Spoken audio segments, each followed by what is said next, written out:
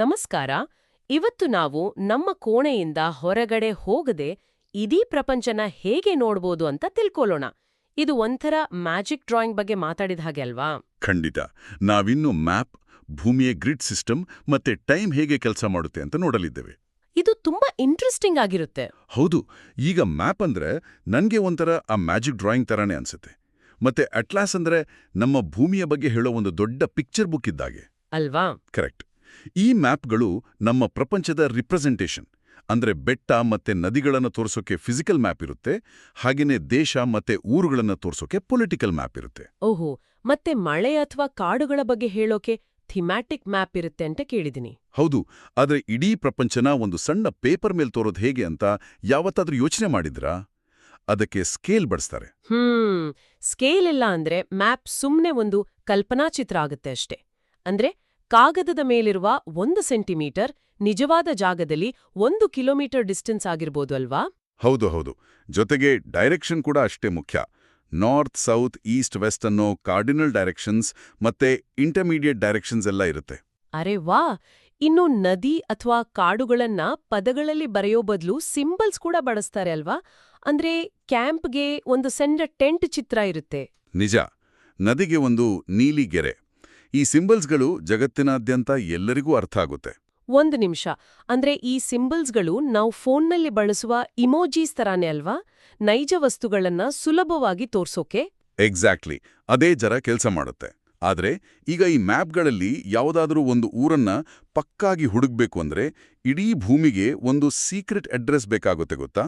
Secret address ಅಂದ್ರೆ ಈ spherical earth ಬಗ್ಗೆ ಅಧ್ಯಯನ ಮಾಡೋಕೆ ನಾವು ಗ್ಲೋಬ್ ಬಳಸ್ತೀವಲ್ಲ, ಅದಕ್ಕೆ ಸಂಬಂಧಪಟ್ಟಿದ್ದ? ಹೌದು. ಗ್ಲೋಬ್ ಮೇಲೆ ಕಾಲ್ಪನಿಕವಾದ ಅಡ್ಡ ಮತ್ತೆ ಉದ್ದ ಗೆರೆಗಳಿರುತ್ತೆ.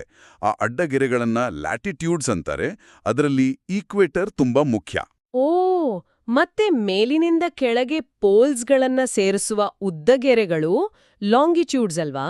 ಇವು ಪ್ರೈಮ್ ಮೆರಿಡಿಯನ್ನಿಂದ ಶುರುವಾಗುತ್ತೆ. ಕರೆಕ್ಟಾಗಿ ಹೇಳ್ದ್ರಿ. ಇವೆರಡೂ ಗೆರೆಗಳು ಸೇರಿದಾಗ ಗ್ರಿಡ್ ಲೈನ್ಸ್ ಆಗುತ್ತೆ. ಇದ್ರಿಂದಲೇ ನಮಗೆ ಯಾವುದೇ ಜಾಗದ ಕೋಆರ್ಡಿನೇಟ್ಸ್ ಸಿಗೋದು. ನನ್ಗೊಂದು ಡೌಟ್. ಈ ಪ್ಯಾರಲಲ್ಸ್ ಆಫ್ ಲ್ಯಾಟಿಟ್ಯೂಡ್ಗಳು ಒಂಥರ ರೈಲ್ವೆ ಟ್ರ್ಯಾಕ್ ತರ ಅಲ್ವಾ? ಅಂದ್ರೆ ಅವು ಯಾವತ್ತೂ ಒಂದಕ್ಕೊಂದು ಮುಟ್ಟೋದೇ ಇಲ್ವಾ? ಖಂಡಿತ ಮುಟ್ಟೋದಿಲ್ಲ. ಅವು ಹಾಗೇ ಸಮಾನಾಂತರವಾಗಿ ಹೋಗ್ತವೆ. ಇನ್ನೊಂದು ವಿಷಯ ಏನಂದ್ರೆ, ಈ ಲ್ಯಾಟಿಟ್ಯೂಡ್ಸ್ನಿಂದಲೇ ಕ್ಲೈಮೇಟ್ ಝೋನ್ಸ್ ಕೂಡ ನಿರ್ಧಾರ ಆಗುತ್ತೆ. ಹೌದಾ?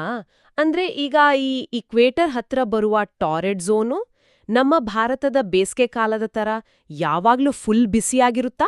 ಹೌದು. ಅಲ್ಲಿ ಸೂರ್ಯನ ಕಿರಣಗಳು ನೇರವಾಗಿ ಬೀಳುತ್ತೆ. ಸ್ವಲ್ಪ ಮೇಲೆ ಹೋದ್ರೆ ಟೆಂಪರೇಟ್ ಝೋನ್ ಬರುತ್ತೆ. ಅಲ್ಲಿ ವಾತಾವರಣ ಹಿತವಾಗಿರುತ್ತೆ. ಮತ್ತೆ ಆ ಪೋಲ್ಸ್ ಹತ್ರ ಇರೋ ಫ್ರಿಜಿಡ್ ಝೋನ್ನಲ್ಲಿ ಯಾವಾಗ್ಲೂ ಮಂಜುಗಡ್ಡೆ ಇರುತ್ತೆ, ಕರೆಕ್ಟಾ? ಸರಿಯಾಗಿ ಹೇಳ್ದ್ರಿ. ಭೂಮಿ ಒಂದು ಗ್ಲೋಬ್ ತರ ಇರೋದ್ರಿಂದ ಅದು ಒಂದು ಸ್ಪಿನ್ನಿಂಗ್ ಟಾಪ್ ತರ ಯಾವಾಗ್ಲೂ ತಿರುಗ್ತಾ ಇರುತ್ತಲ್ವಾ? ಓಹೋ, ಹಾಗೆ ತಿರುಗೋದ್ರಿಂದಾನೇ ಅಲ್ವಾ ನಮ್ಮ ಹವಾಮಾನ ಮತ್ತೆ ಸಮಯ ಅಂದ್ರೆ ಟೈಮ್ ಬದಲಾಗೋದು? ಹೌದು. ಸೂರ್ಯನ ಬೆಳಕು ಬೇರೆ ಬೇರೆ ಲಾಂಜಿಟ್ಯೂಡ್ಸ್ ಮೇಲೆ ಬೇರೆ ಬೇರೆ ಟೈಮ್ನಲ್ಲಿ ಬೀಳುತ್ತೆ. ಅದಕ್ಕೆ ಗೊಂದಲ ಆಗ್ಬಾರ್ದು ಅಂತ ಇಡೀ ಪ್ರಪಂಚನ ಟೈಮ್ ಝೋನ್ಸ್ ಆಗಿ ವಿಂಗಡಿಸಿದ್ದಾರೆ. ಅಂದ್ರೆ ಹಿಂದಿನ ಕಾಲದ ತರ ಲೋಕಲ್ ಟೈಮ್ ನೋಡೋ ಬದಲು ಸ್ಟ್ಯಾಂಡರ್ಡ್ ಟೈಮ್ ಬಳಸೋದು ತುಂಬಾ ಮುಖ್ಯ ಅಲ್ವಾ? ಖಂಡಿತ. ಭೂಮಿ ತಿರುಗುವಾಗ ಪ್ರತಿ 15 ಡಿಗ್ರೀಸ್ಗೆ ಸರಿಯಾಗಿ 1 ಗಂಟೆ ವ್ಯತ್ಯಾಸ ಆಗುತ್ತೆ. ವಾವ್! ಅದೇ ಕಾರಣಕ್ಕೆ ನಾವು ಭಾರತದಲ್ಲಿ ಎಲ್ಲಾ ಕಡೆ ಒಂದೇ ಟೈಮ್ ಇರ್ಲಿ ಅಂತ IST ಬಳಸ್ತೀವಿ ಅಲ್ವಾ? ಇಲ್ಲಾಂದ್ರೆ ಗುಜರಾತ್ ಮತ್ತೆ ಈಶಾನ್ಯ ರಾಜ್ಯಗಳಲ್ಲಿ ಬೇರೆ ಬೇರೆ ಟೈಮ್ ಇರ್ತಿತ್ತು. ಹೌದು. IST ಅಂದ್ರೆ ಇಂಡಿಯನ್ ಸ್ಟ್ಯಾಂಡರ್ಡ್ ಟೈಮ್. ಇದು ಇಡೀ ದೇಶಕ್ಕೆ ಒಂದೇ ಇರುತ್ತೆ. ಆದ್ರೆ ಈ ಟೈಮ್ ಝೋನ್ಸ್ನ ಲೆಕ್ಕಾಚಾರದಲ್ಲಿ ಇಂಟರ್ನ್ಯಾಷನಲ್ ಡೇಟ್ ಲೈನ್ ಅನ್ನೋದು ತುಂಬಾ ಇಂಟ್ರೆಸ್ಟಿಂಗ್. ಯಾಕೆ? ಆ ಲೈನ್ ದಾಟಿದ್ರೆ ಏನಾಗತ್ತೆ? ಇಡೀ ದಿನಾನೇ ಬದಲಾಗತ್ತಾ? ಹೌದು. ಆ ಇಂಟರ್ನ್ಯಾಷನಲ್ ಡೇಟ್ ಲೈನ್ ಅನ್ನು ವೆಸ್ಟ್ ಕಡೆಗೆ ದಾಟಿದ್ರೆ ಕ್ಯಾಲೆಂಡರ್ನಲ್ಲಿ 1 ದಿನ ಮುಂದಕ್ಕೆ ಹೋಗ್ತೀವಿ. ಈಸ್ಟ್ ಕಡೆಗೆ ದಾಟಿದ್ರೆ 1 ದಿನ ಹಿಂದಕ್ಕೆ ಬರ್ತೀವಿ. ಅರೆ ವಾವ್! ಅಂದ್ರೆ ಇದು ಒಂಥರ ನಿಜವಾದ ಟೈಮ್ ಮಷೀನ್ ತರನೇ ಕೆಲಸ ಮಾಡುತ್ತಲ್ವಾ? ನಾಳೆಗೆ ಅಥವಾ ನಿನ್ನೆಗೆ ಹೋಗಬಹುದು. ಹೌದು. ಪ್ರಪಂಚದ 24 ಗಂಟೆಗಳ ಸೈಕಲ್ ಸರಿ ಮಾಡೋಕೆ ಇದೊಂದು ರೀಸೆಟ್ ಬಟನ್ ಇದ್ದ ಹಾಗೆ. ಓಕೆ, ನಾವು ಇವತ್ತು ಮ್ಯಾಪ್ಗಳು, ಗ್ಲೋಬ್ನ ಕೋಆರ್ಡಿನೇಟ್ಸ್ ಮತ್ತೆ ಟೈಮ್ ಝೋನ್ಸ್ ಬಗ್ಗೆ ತುಂಬಾ ವಿಷಯ ತಿಳ್ಕೊಂಡ್ವಿ. ನಿಜ. ಕಾಗದದ ಮೇಲಿರೋ ಸಿಂಬಲ್ಸಿಂದ ಹಿಡಿದು ಅದೃಶ್ಯವಾದ ಗ್ರಿಡ್ ಲೈನ್ಸ್ವರೆಗೂ ಎಲ್ಲವೂ ಅದ್ಭುತವಾಗಿ ಕೆಲಸ ಮಾಡುತ್ತೆ. ಖಂಡಿತ. ಈ ಮಾಹಿತಿಯ ಪಯಣನ ಮುಗ್ಸೋ ಮುನ್ನ ಒಂದು ಸ್ವಾರಸ್ಯಕರವಾದ ಪ್ರಶ್ನೆ ಕೇಳ್ಬೇಕು.